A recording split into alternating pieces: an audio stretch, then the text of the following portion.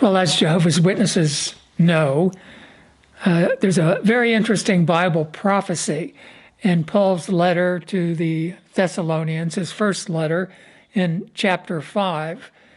And Paul spoke about whenever they are saying peace and security, then sudden destruction will be instantly upon them, like the pangs of distress upon a pregnant woman, and they will by no means escape. And we recognize that this has a fulfillment during the last days, or I like to use the expression, the second coming of Christ. That expression is a little bit foreign to Jehovah's Witnesses, but I'll get into that later. The Watchtower has a couple of articles on this in the September 2019 and the October 2019. And I think this is significant for the reason that what we see happening in the world may be leading up to their saying peace and security. And but I'd like to discuss a little bit about what we can expect and the significance of the fact that the Watchtower is bringing this forward at this particular time. Of course, Jehovah's Witnesses have been in anticipation of this for many, many years. I remember back in the 80s, the United Nations had declared, I think it was 1986, the International Year of Peace and Security. And of course, that was back during the Cold War and the superpower tensions, and it seemed like maybe something could happen. Of course, nothing happened significant. But now here we are again, like 40 years later, and things are developing. The world is on the edge of war. You know, just a few days ago, President Trump said he came within 10 minutes of ordering an attack upon Iran, a limited attack. And he called it off, saying that it wouldn't be a proportional response to shooting holes in a couple of oil tankers.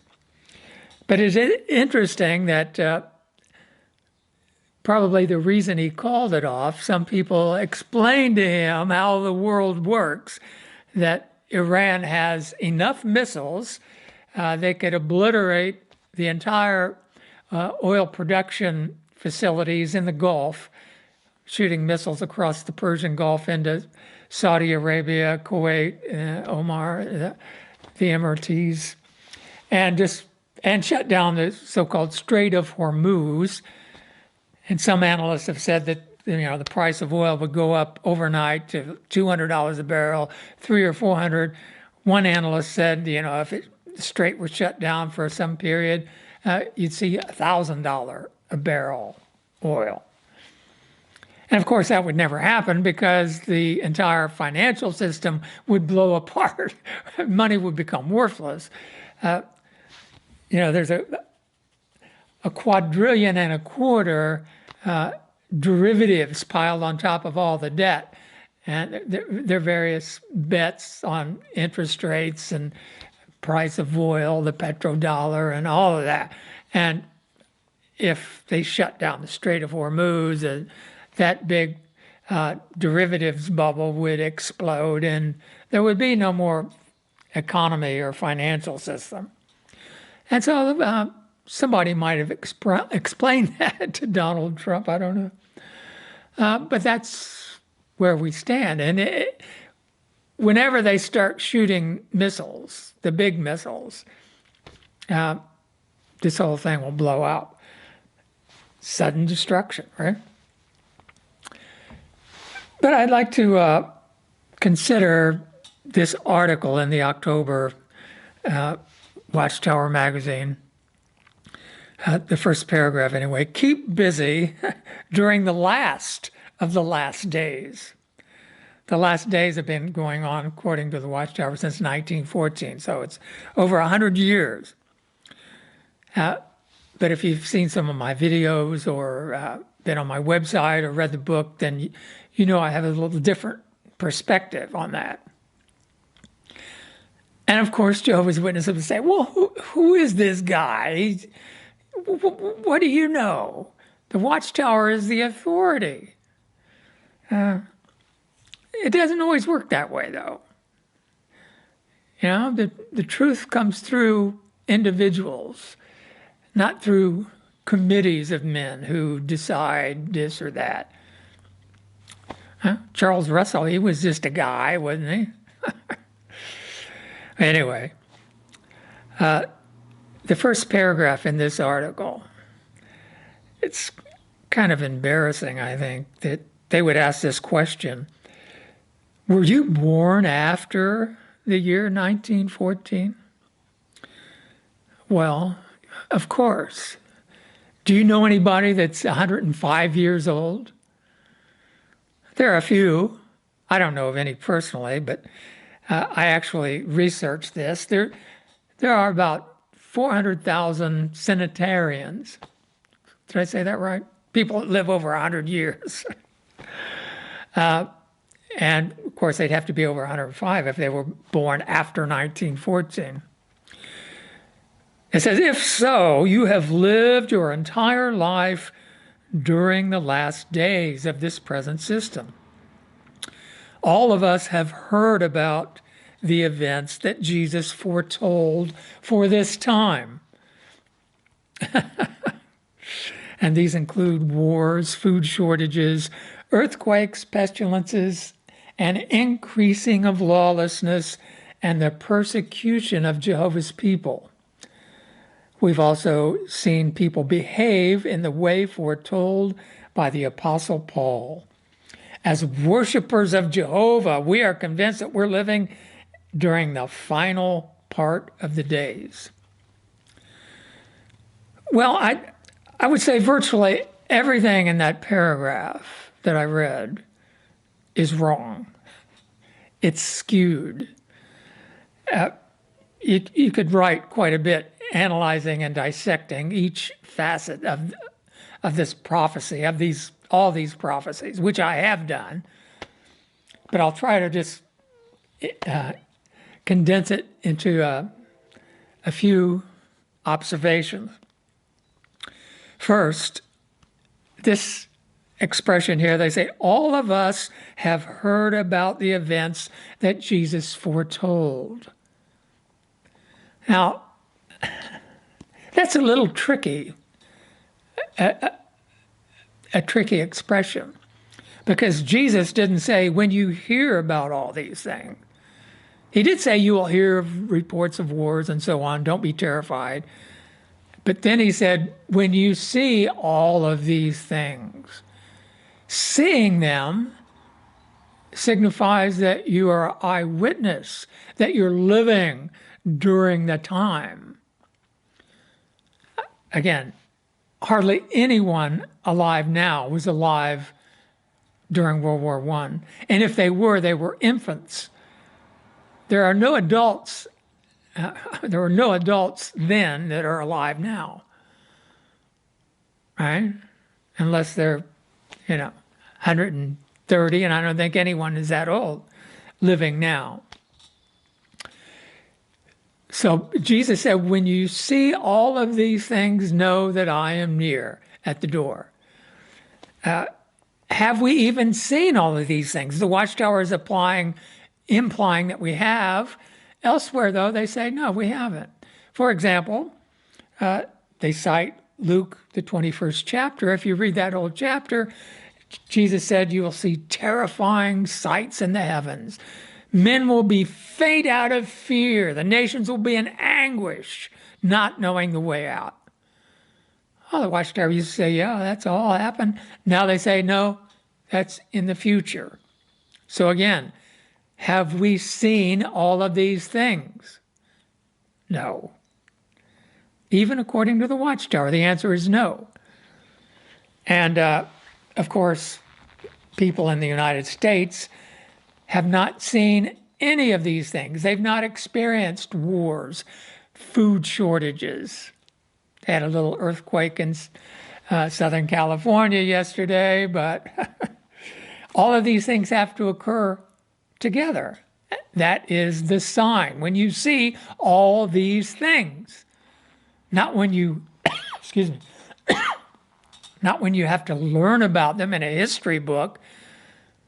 Oh, there was a war 100 years ago, and that was the sign. That's not the way it works. Okay, they mentioned the increasing of lawlessness. And apparently they are implying an increase of crime and violence. But that's not the way the word lawlessness is used.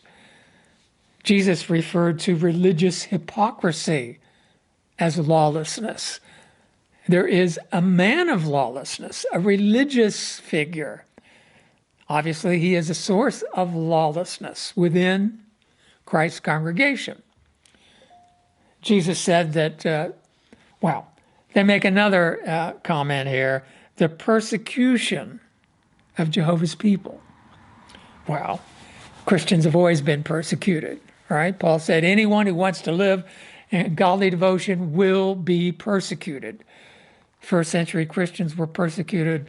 The Bible students were persecuted. Jehovah's Witnesses are persecuted. Is that the fulfillment of Jesus' prophecy? No, because if you read it in context, Jesus said that many will hate one another. Many will be stumbled because of this increasing of lawlessness and will hate one another and betray one another.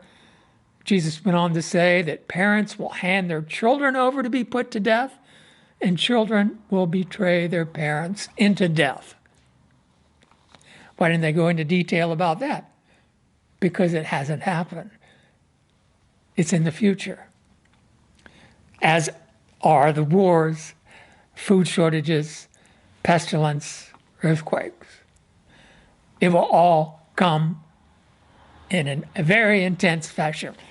What about this expression? We've also seen people behave in the way foretold by the Apostle Paul. And of course, that is 1 Timothy chapter 3.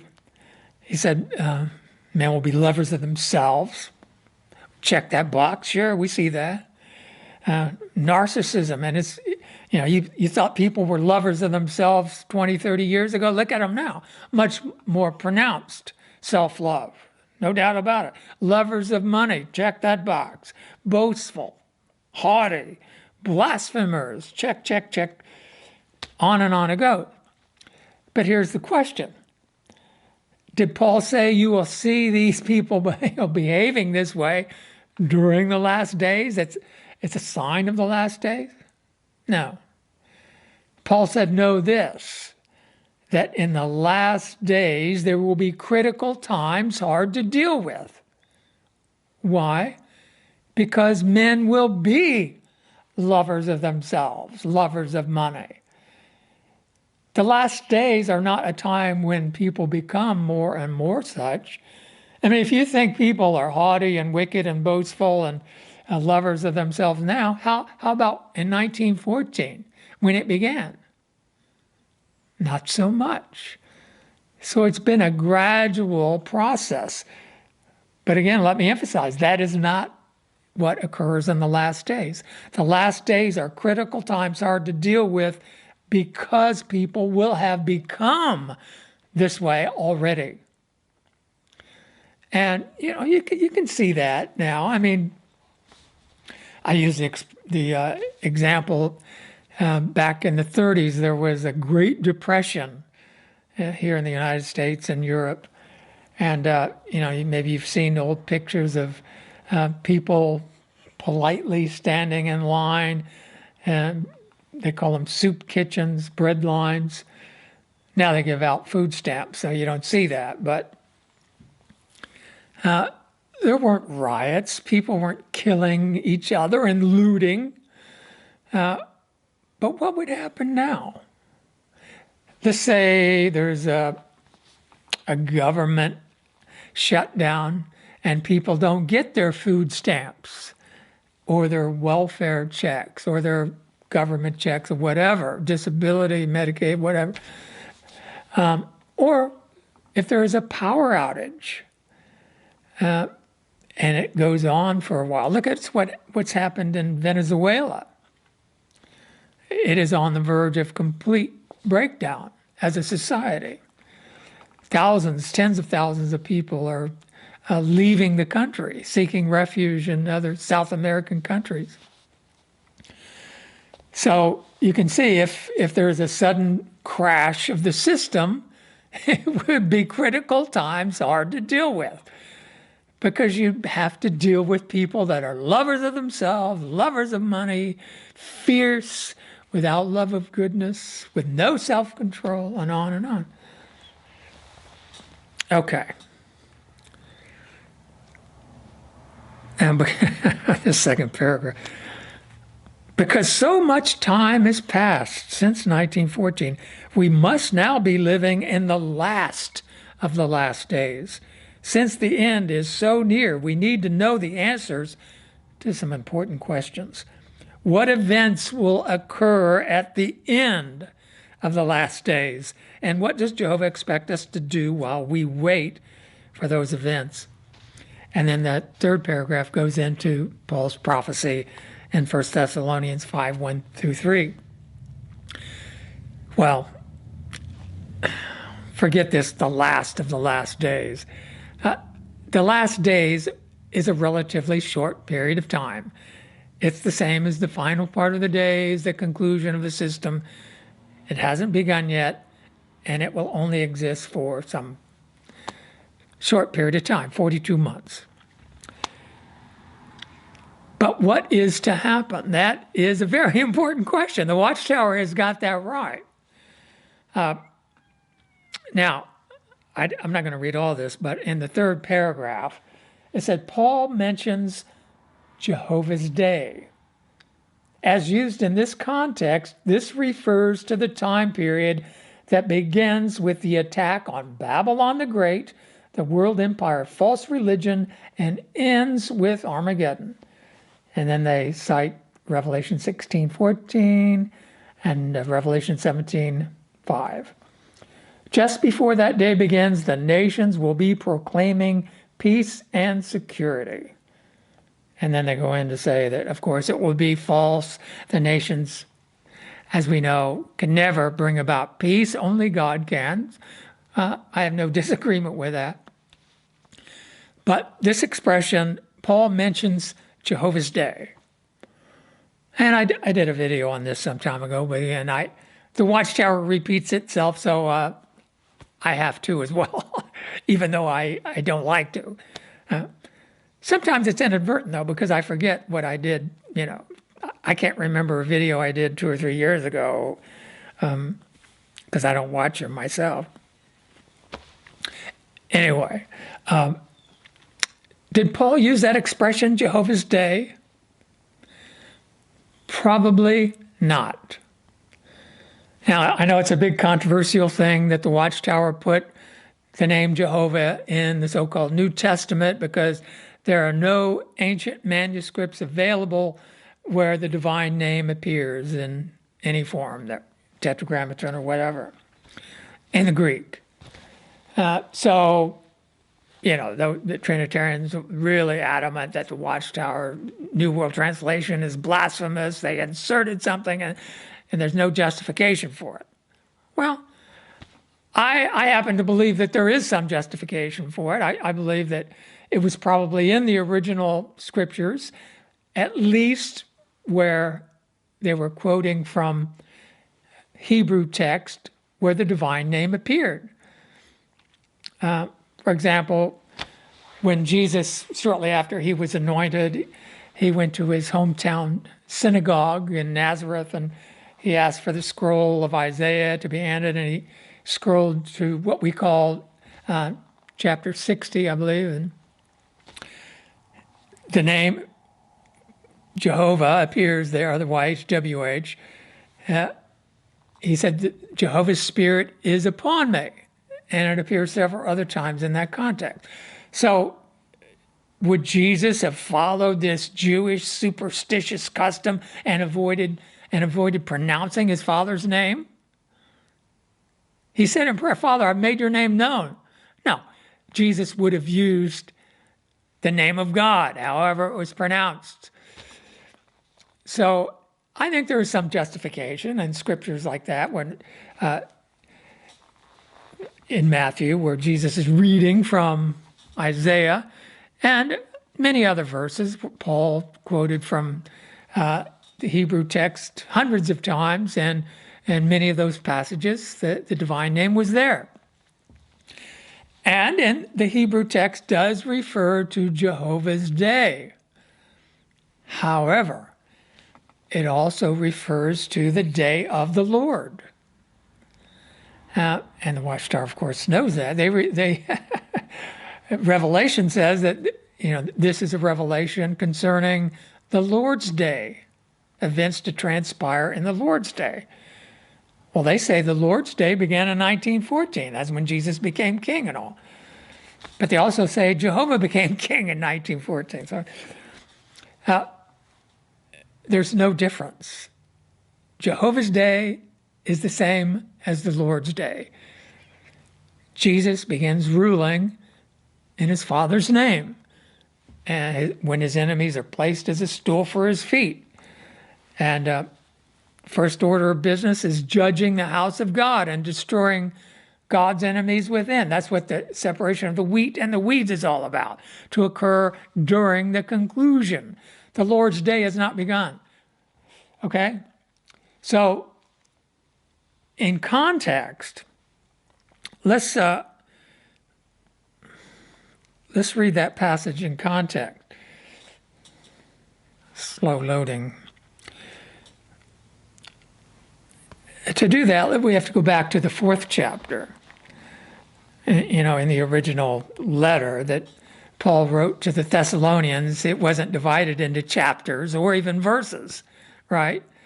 So Paul was trying to encourage the brothers, and some Christians at that time in the 1st century had already died. And he wrote this comforting letter. He said, "Moreover, brothers, we do not want you to be ignorant about those who are sleeping in death, so that you may not sorrow as the rest do who have no hope. For if we have faith that Jesus died and rose again, so too God will bring with him those who have fallen asleep in death through Jesus. For this is what we tell you by Jehovah's word, that we the living who survive to the presence of the Lord," the parousia, the Lord's Day.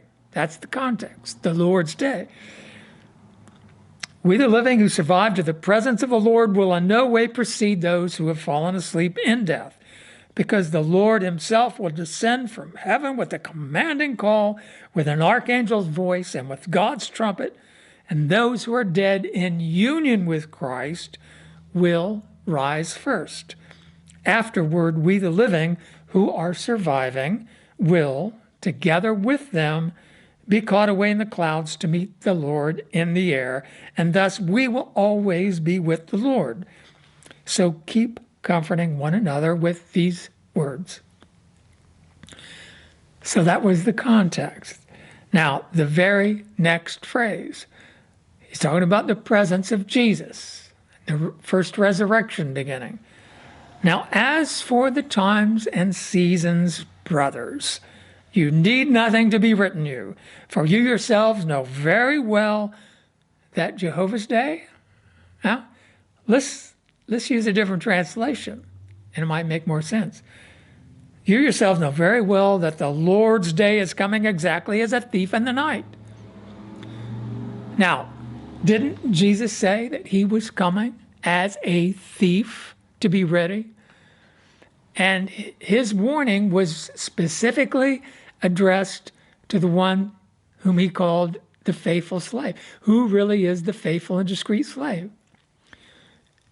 And he concluded that you better stay on the watch.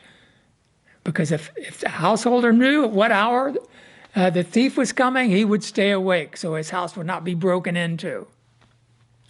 So Jesus is coming as a thief. If we've been in the last days for 104 years, why are we still anticipating Jehovah to come as a thief? Didn't Jesus come as a thief in 1914? There's a lot wrong with that. So anyway, you yourselves know very well the Lord's day is coming exactly as a thief in the night.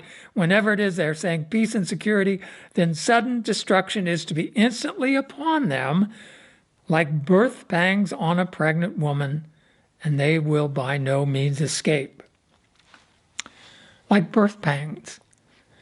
Didn't Jesus say that nation rising against nation, kingdom against kingdom, food shortage, pestilence, that they're the beginning pangs of distress? See, the coming of the Lord initiates what Jesus said. The opening of the seals of Revelation, the horsemen of the apocalypse bring war, food shortage, pestilence, and a quarter of mankind are wiped out and laid low in Sheol. And then occurs a great tribulation when all the mountains are rocked from their place and every island. In other words, the institution, the system collapses. That's coming.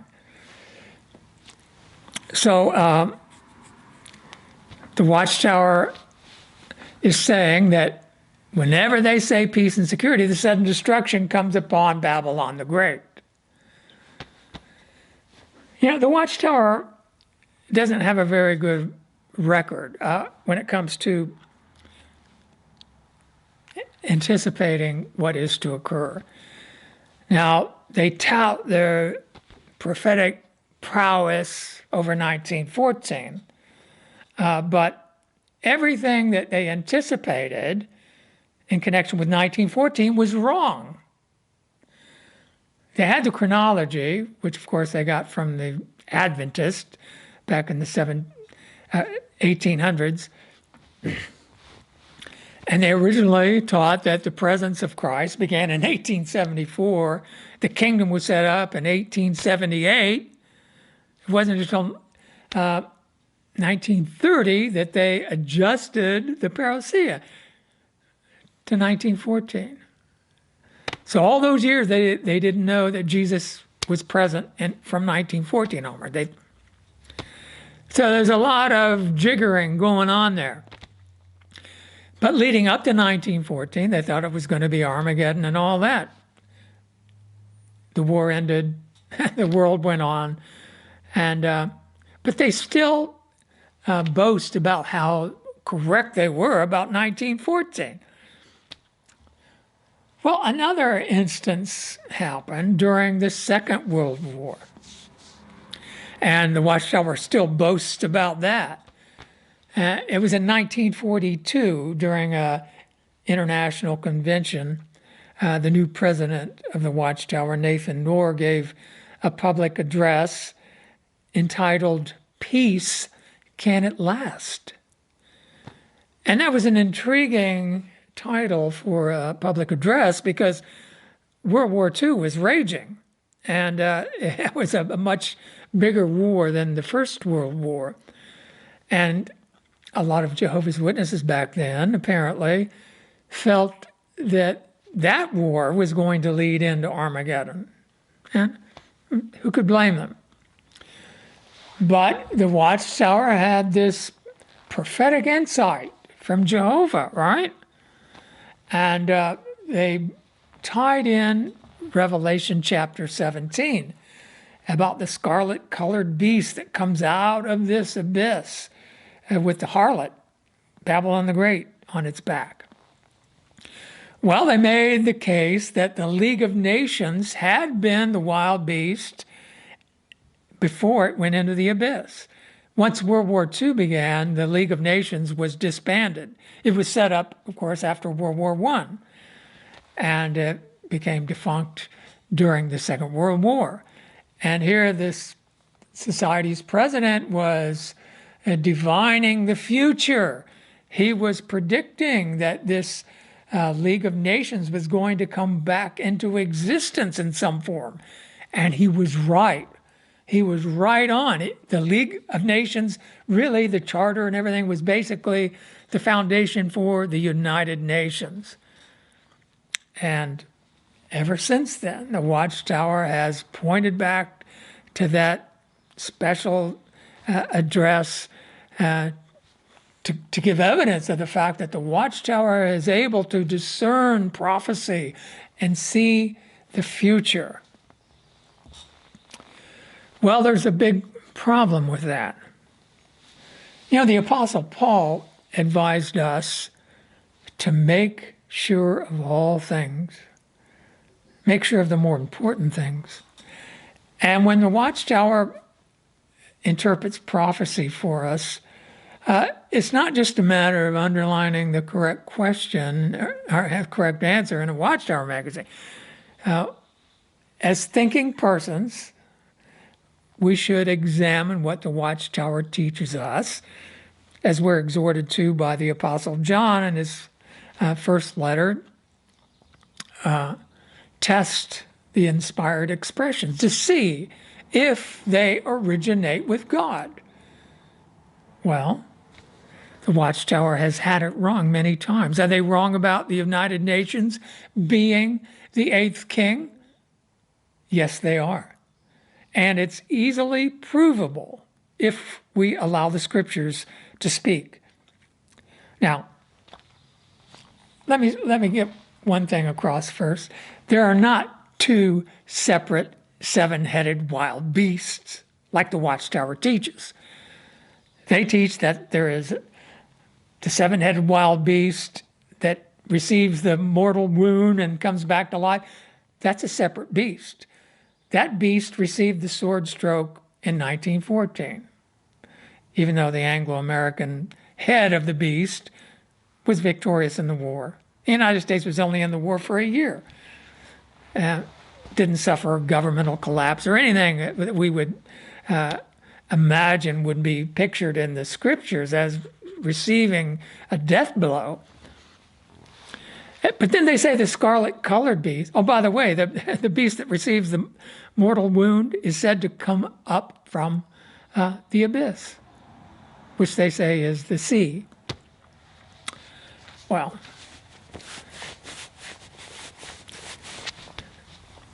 the seven-headed beast in Revelation chapter 6 that comes out of the abyss is the same beast. It's coming out of the abyss represents it coming back to life from the mortal wound, from this coming collapse. How do we know it hasn't happened yet? Because the beast that receives the mortal wound is said to promote the image of the wild beast, but it also says that those who wonder admiringly after the beast comes back to life, their names are not written in the book of life. It says the same thing about the beast from the abyss in the 17th chapter. In other words, those who worship this resurrected beast receive the sentence of the second death. It's immutable, irreversible. That's what the 666 mark represents. Once a person is tattooed with that symbolic number, in God's eyes, he sees them, they're dead. They may still be walking around breathing, but their names are not written in the book of life. They have no future, no hope of a resurrection when they die. And their death will be forthcoming, of course, with Armageddon. So has God sentenced people to everlasting death who are part of this political system? The Watchtower says yes. Since the League of Nations came into existence after 1921, people have been receiving the 666 mark. The Watchtower doesn't really emphasize that, but it is what it teaches. And I think if Jehovah's Witnesses really realized that, they would realize what nonsense it is. And the whole thing would kind of come apart, the whole 1914 thing. So God is not judged mankind yet. The hour of judgment, the Watchtower says it began in 1914. That's absurd.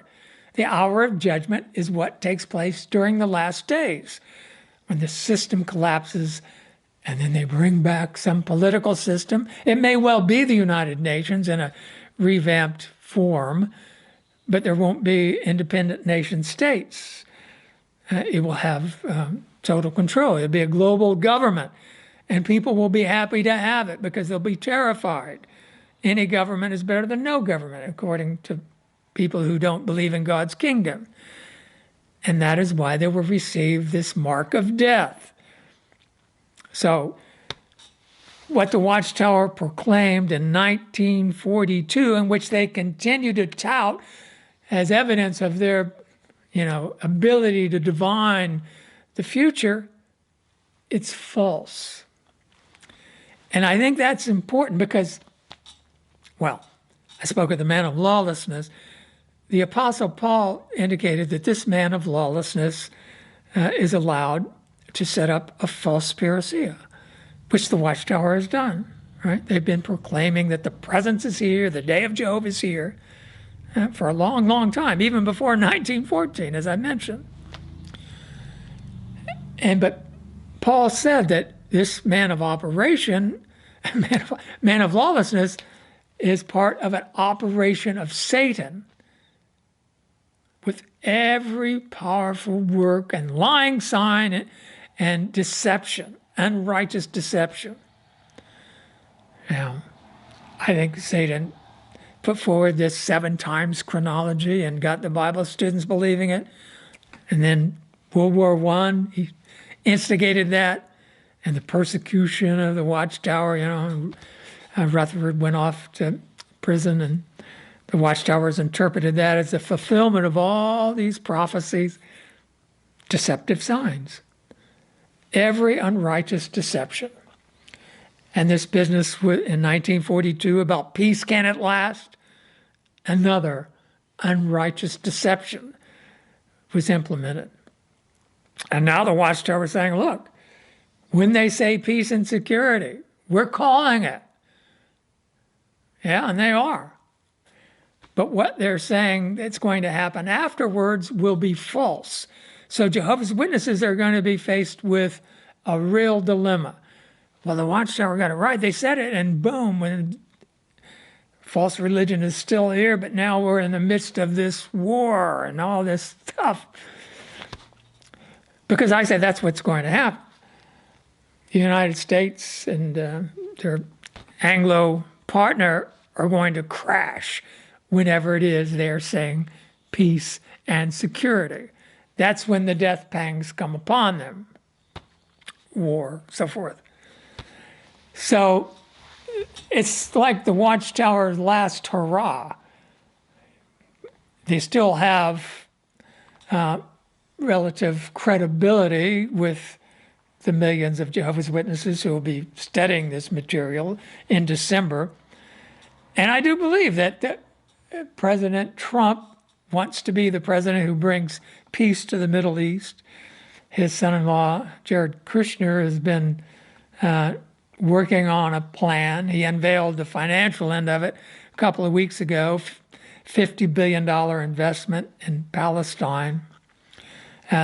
He hasn't gotten them to buy into it yet, and they're keeping the rest of it on ice to unveil. But it looks like, what if, Trump gets his trade deals worked out with China, and he was hopped over to North Korea again a couple of weeks ago after the G20 in Japan. First American president ever to go to North Korea. A little photo op there with the dictator of North Korea. The Korean War is still officially on. There's never been an official truce. But President Trump is bringing that to an end. He apparently, what if he works a deal out with Iran and patches things over with Russia? He met with Putin again, at the G20 as well. So things are in place for him to tout that he has brought peace.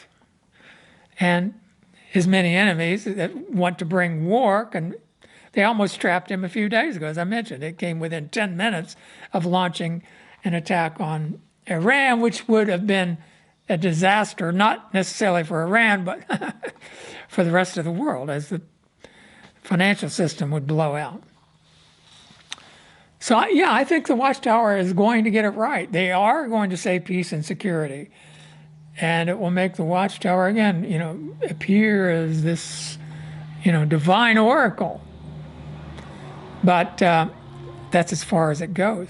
Didn't Jesus say that during the conclusion there will be many false prophets who will rise and mislead many? And there will be those saying, here's the Christ out in the wilderness. No, he's here in the inner chambers. Have we seen that yet? No. Jesus said that this deception would be so convincing that if it were possible, even the chosen ones would be deceived. Now, how would that be possible? Unless the deception came from a source that the chosen ones trust. So Jehovah has set it up so that he's allowed this man of operation, he's allowed this man of lawlessness to work this operation of Satan within Christ's congregation up until Christ actually authentically comes. And then the Watchtower will become this Antichrist, this false prophet. And that's why Jesus said, when you see this disgusting thing standing where it ought not, you leave. Get out without delay, out of Jerusalem, out of Judea. What's that represent? Christ's congregation. That's what Jerusalem represents. Christianity started in Jerusalem. The apostles were headquartered in Jerusalem. The Watchtower claims that the Great Tribulation begins when Babylon the Great goes down. And you know what they base that on? There's no passage in Revelation that would say that. They base that on Jesus' prophecy. They claim that Jerusalem represents Babylon the Great, or at least Christendom. That's what they've claimed for years and years. Now in the Pure Worship book, they say, well, Jerusalem wasn't a type for Christendom. So they even repudiate their own teaching, and yet they still claim that. Okay, well, I guess that's about it. By the way, some of you have asked why I haven't been doing videos lately. I've been writing lately. I usually do one or the other. I focus on videos, and then I go off and do some writing. I've been writing a series of articles based upon the Watchtower's Pure Worship publication, based on Ezekiel, and doing a few essays per week, critiquing that, comparing it with what. And so if you haven't checked that out, check that out on e-wactchman.com. Those articles are also being translated into Spanish. There's links on the website to the Spanish website. The articles are a couple weeks behind, but they get posted eventually. Anyway, talk to you later. Thank you for watching.